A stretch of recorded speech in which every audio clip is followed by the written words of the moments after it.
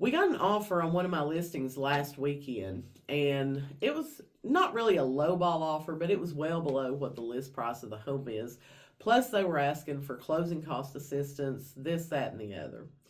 And so, me and my seller, we worked out what our counter offer was going to be, and we sent it back. And this particular seller does quite a few real estate transactions, and he has a particular title company that he prefers to use. And so he said, if we're going to be paying for their closing expenses, then we're going to choose the title company. And so we put that into our counter offer that both sides of the deal would be using X title company. So the buyer's agent, they countered back to our counter and again put in their title company.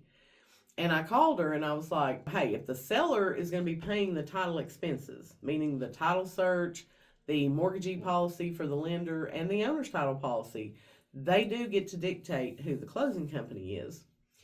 And she was like, well, I don't know anything about that. I'm going to have to research that.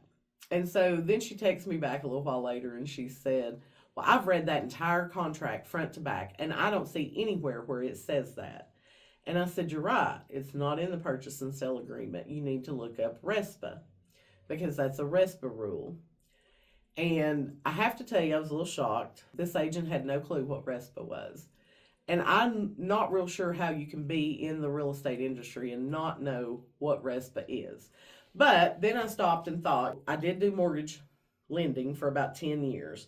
And we were really preached at about the RESPA thing. And so I was like, okay, I get it. You probably learned about RESPA in real estate school, but it's not something that we talk about a lot. But the RESPA Act is basically the Real Estate Settlement Procedures Act, and it gives out the guidelines. And normally, the buyer gets to choose who the title company is. The seller cannot force them to use a particular title company. But if the seller is paying those title expenses, then the seller can dictate what title company you're going to use for the closing.